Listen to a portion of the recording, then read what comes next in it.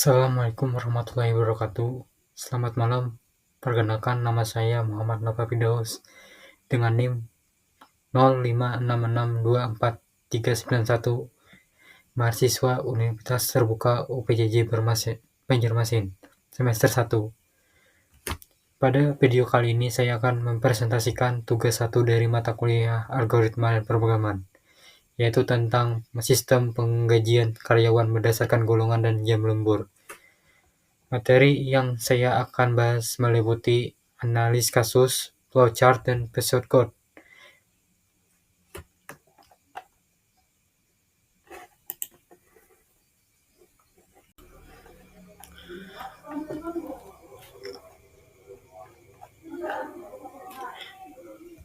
Algoritma dimulai dari simbol oval berwarna hijau dengan tulisan mulai. Ini adalah titik awal dari seluruh proses sistem penggajian karyawan. Langkah pertama, sistem meminta input dari user. Input yang dibutuhkan ada dua. Pertama,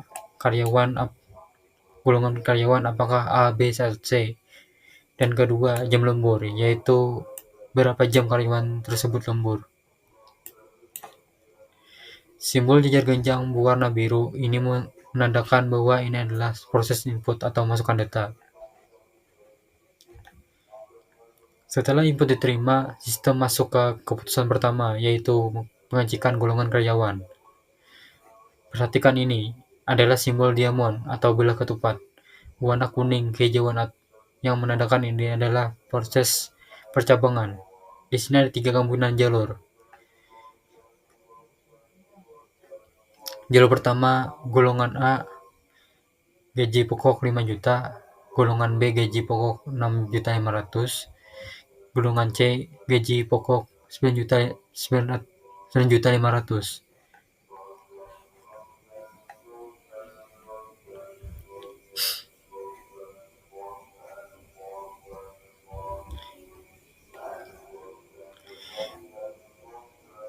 Perhatikan, ketiga jalur golongan tadi bertemu kembali di satu titik, dan mereka ke keputusan kedua, yaitu pengecekan jam lembur, yaitu simbol diamond warna pink ini menandakan percabangan berdasarkan berapa jam karyawan lembur.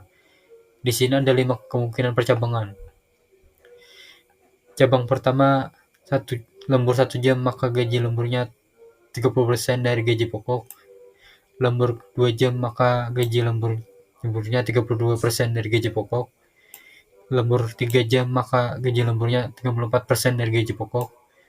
Lembur 4, maka gaji lemburnya 36% dari gaji pokok. Dan lembur lebih dari 5 jam, maka gaji lemburnya 38% dari gaji pokok.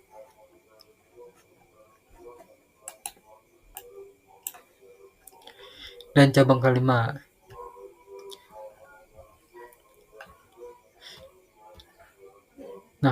jalur presenti tadi kemudian bertemu kembali di satu proses perhitungan. Proses ini adalah menghitung gaji lembur dengan rumus sederhana. Gaji lembur persentase dikali gaji pokok. Kotak ini berwarna hijau tua menandakan ini adalah proses perhitungan. Contohnya, jika seorang karyawan golongan B yang lembur 3 jam, gaji pokoknya adalah 6.500.000, persentasenya adalah 34% atau 0,34, maka gaji lemburnya adalah 0,34 dikali 6.500.000 sama dengan 2.210.000 rupiah. Setelah gaji lembur didapat, langkah selanjutnya adalah menghitung total penghasilan. Rumusnya sangat sederhana. Total penghasilan gaji pokok ditambah gaji lembur. Ini adalah penjumlahan dari gajian pokok karyawan dan gaji lembur yang sudah dihitung tadi. Melanjutkan contoh sebelumnya, gaji pokok golongan B adalah 6.500.000. Gaji lemburnya adalah 2.210.000 rupiah. Maka total penghasilan adalah 6.500.000 tambah 2.210.000 rupiah, sama dengan 8.310.000 rupiah. Jadi karyawan tersebut akan menerima total penghasilan sebesar 8.710.000 rupiah. Hasil penghitungan total penghasilan kemudian ditampilkan kepada user melalui proses input. Output, sistem akan menampilkan berapa total penghasilan yang akan diterima oleh karyawan tersebut. Simbol jajar genjang biru ini menandakan ini adalah proses output atau penampilan data, sama seperti simbol input dari awal tadi. Dan terakhir algoritma berakhir di simbol oval warna hijau dengan tulisan selesai. Ini adalah bahwa semua proses telah selesai dijalankan dan program berakhir.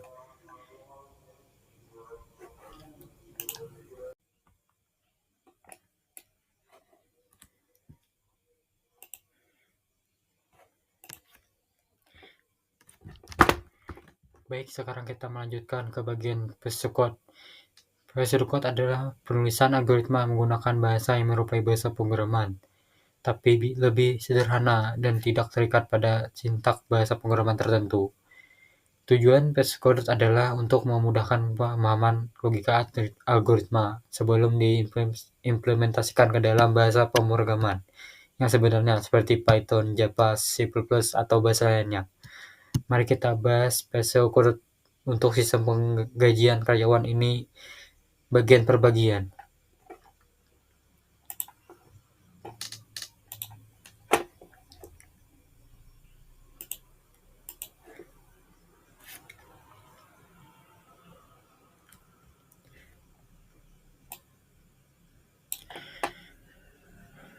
Pseudocode ini terdiri dari tiga bagian utama. Pertama, bagian algoritma yang menyebutkan nama algoritma kita, yaitu hitung gaji karyawan.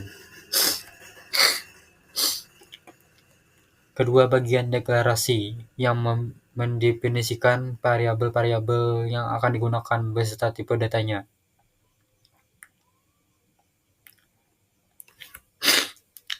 Ketiga, bagian deskripsi yang berisi langkah-langkah algoritma beserta secara detail. Dan akhirnya dengan kata N yang menandakan akhir dari pseudocode. Baik, mari kita bahas satu persatu. Di bagian paling atas kita mendeklarasikan nama, yaitu hitung gaji karyawan. Ini adalah identitas dari algoritma yang kita buat. Sekarang kita masuk ke bagian deklarasi. Di sini kita mendefinisikan semua variabel yang akan digunakan dalam algoritma beserta tipe datanya. Mari kita lihat satu persatu. Variabel pertama adalah golongan bertipe string. String artinya variabel ini menyimpan data berupa teks atau karakter. Dalam kasus ini golongan akan berisi huruf A, B, C. Variabel kedua adalah jam lembur bertipe integer. Integer artinya bilangan bulat tanpa koma. Jam lembur akan menyimpan angka 1, 2, 3, 4, 5, dan seterusnya.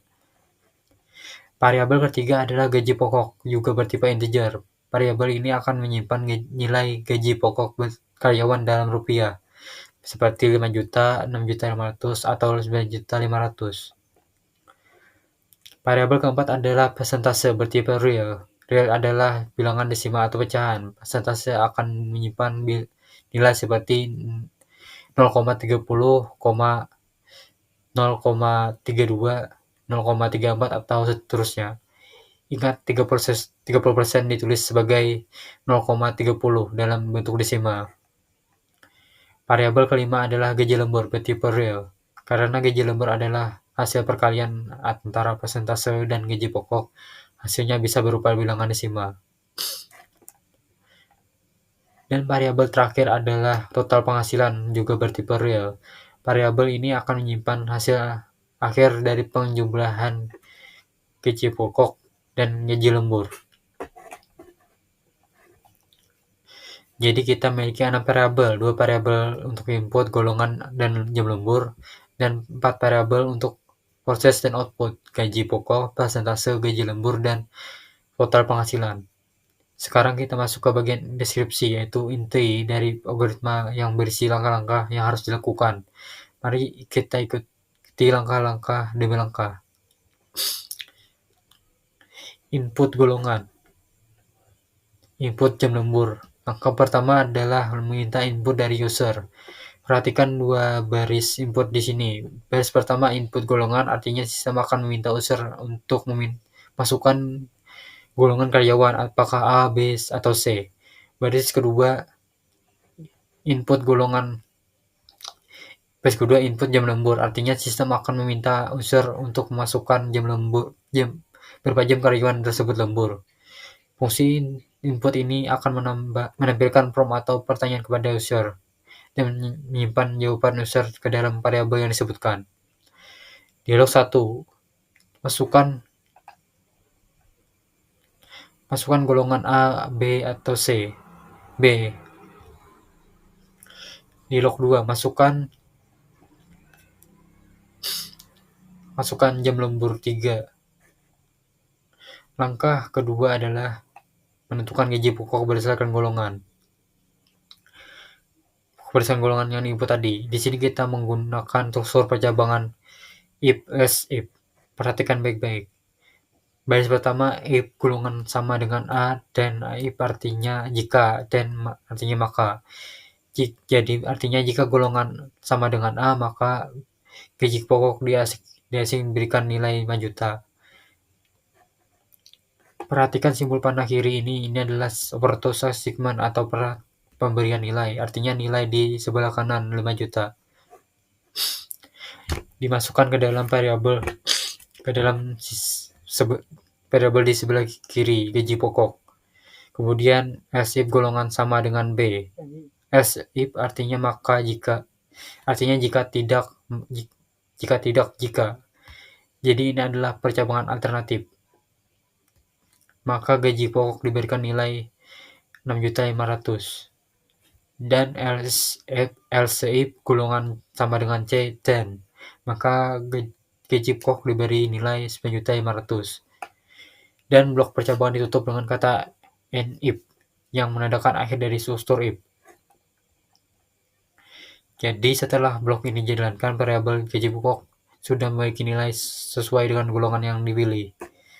Golongan A gaji pokok 5 juta, golongan B gaji pokok 6.500.000, golongan C gaji pokok 9.500.000. Langkah ketiga adalah menentukan persentase lembur berdasarkan jam lembur. Struktur sama seperti dengan sebelumnya, yaitu menggunakan if, else, if. Tapi kali ini ada 5 percabangan. Pertama, jika jam lembur sama dengan 1, maka persentase diberi nilai 0,30 atau 30%. Ingat, 30 persentase ditulis dalam bentuk desimal, jadi 30% ditulis sebagai 0,30. Kemudian jika jam lembur sama dengan 2, maka persentase sama dengan 0,32. Ketiga, jika jam lembur sama dengan 3, maka persentase sama dengan 0,34. Jika jam lembur sama dengan 36 atau 4, maka persentase sama dengan 0,36. Kelima, jika jam lembur lebih besar atau sama dengan 5, maka persentase sama dengan 0,38 atau 38%. Dan ini satu kondisi else di akhir. Else artinya jika tidak, yaitu untuk kondisi yang tidak masuk ke semua percabangan di atas. Jika tidak ada jam lembur atau jam lembur adalah 0, maka persentase diberi nilai 0. Ini adalah pengaman atau default value dan ditutup dengan and if.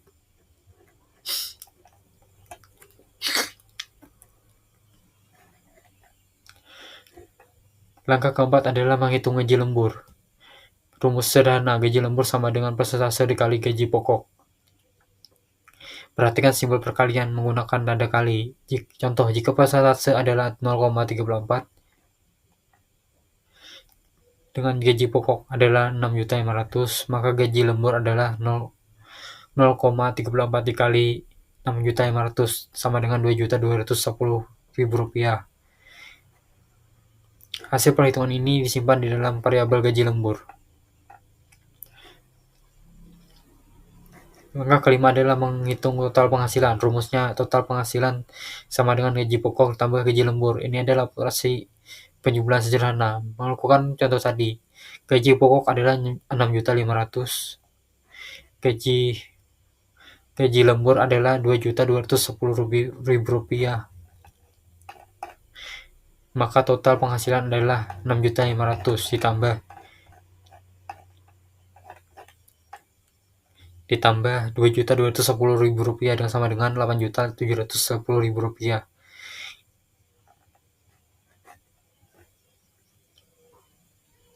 Langkah terakhir adalah menampilkan hasil menggunakan fungsi output. Output adalah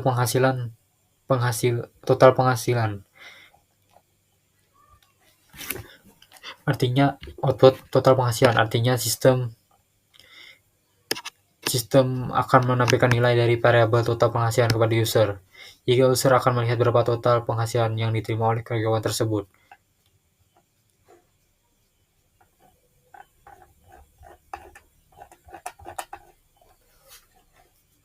Dan terakhir, pseudocode ditutup dengan kata N.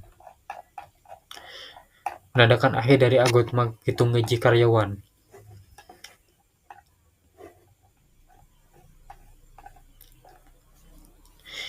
Baik, mari kita rekap pseudocode secara keseluruhan. Pertama, kita deklarasikan 6 variabel dengan tipe data masing-masing. Kedua, kita meminta input golongan dan jam lembur dari user. Ketiga, menggunakan struktur if else if jika kita tentukan gaji pokok berdasarkan golongan. Keempat, dengan struktur if else if yang sama kita tentukan persentase berdasarkan jam lembur. Kelima, kita hitung gaji lembur dengan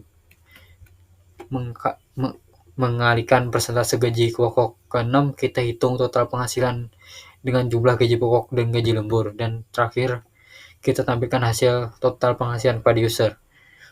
Pseudocode ini sangat mudah dibaca dan dipahami dan dapat mudah diterjemahkan ke dalam bahasa pemrograman apapun.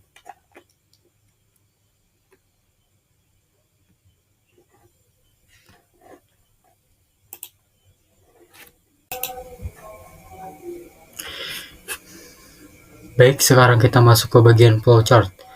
Flowchart adalah diagram alir yang menggambarkan langkah-langkah algoritma secara visual. Di sini Anda bisa melihat flowchart lengkap untuk sistem penggajian karyawan yang kita bahas tadi. Flowchart ini menggunakan warna-warna yang berbeda untuk memudahkan pemahaman setiap jenis proses. Mari kita bahas satu persatu dari atas ke bawah. Sebelum kita mulai, saya jelaskan dulu simbol-simbol yang digunakan. Simbol opal warna hijau menandakan start atau end, yaitu titik awal dan akhir algoritma. Simbol jajar genjang warna biru menandakan input dan output, yaitu proses memasukkan atau menampilkan data.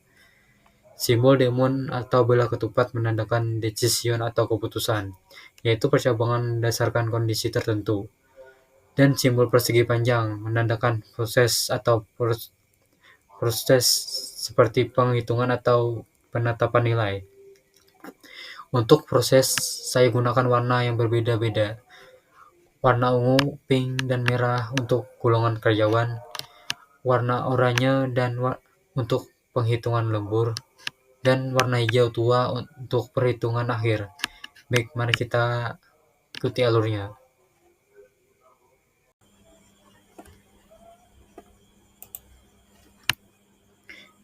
Pada kesempatan ini saya akan menjelaskan program Java untuk menghitung gaji total karyawan berdasarkan golongan dan jam lembur. Program ini mengikuti aturan soal. Golongan A, B, C punya gaji pokok berbeda. Lalu kalau lembur dapat tambahan persentase dari gaji pokok.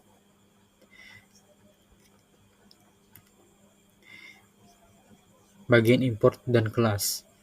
Import Java util scanner. Artinya saya memakai kelas scanner dari Java untuk membaca input dari keyboard. Public class hitungan gaji karyawan sama adalah nama kelas untuk program saya.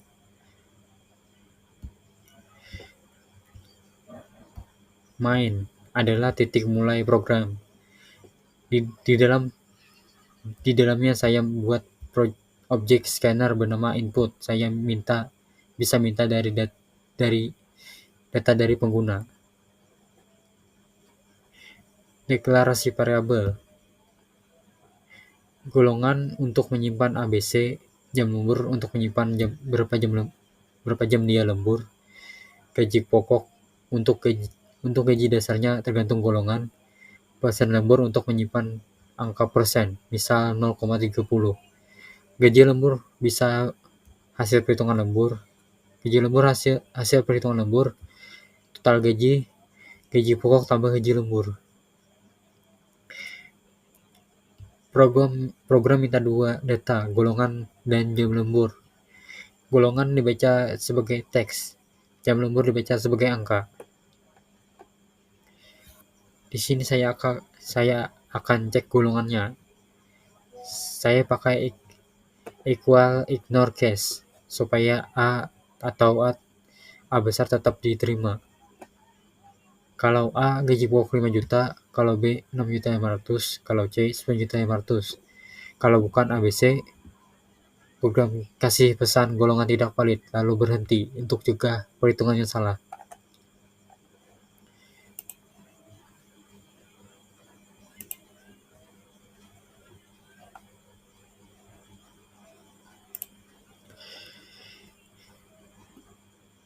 Bagian ini menyesuaikan aturan lembur dari soal. Kalau tidak lembur atau 0 jam persennya 0, 1 jam 30% dari gaji pokok, 2 jam 32%, 3 jam 34%, 4 jam 36%, 5 jam atau lebih 38%. Persentase ini saya simpan dalam bentuk desimal. Rumus lembur. Gaji lembur, persentase kali gaji pokok. Setelah itu total gaji pokok tambah gaji lembur. Saya cetak garis atas bawah biar rapi.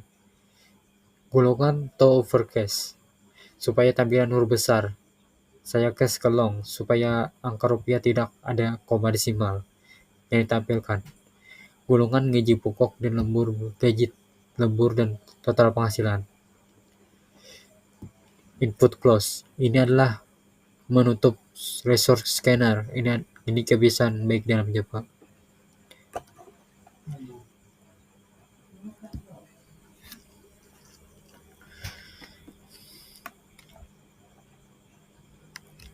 Kalau saya jalankan program ini dan saya isi golongan A,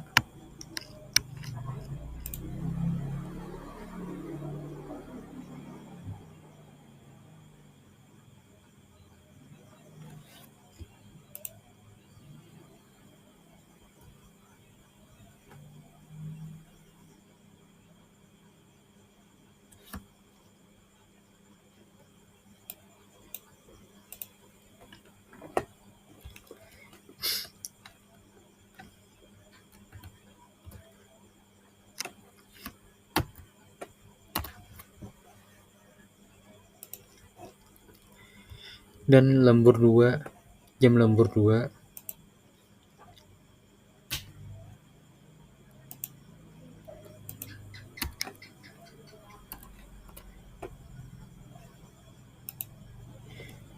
maka gaji pokok 5 juta, persen lemburnya 32%, jadi gaji lemburnya 0,32 kali 5 juta, 1,6 juta. Total yang diterima karyawan adalah 6,6 juta dan itu adalah yang muncul di output.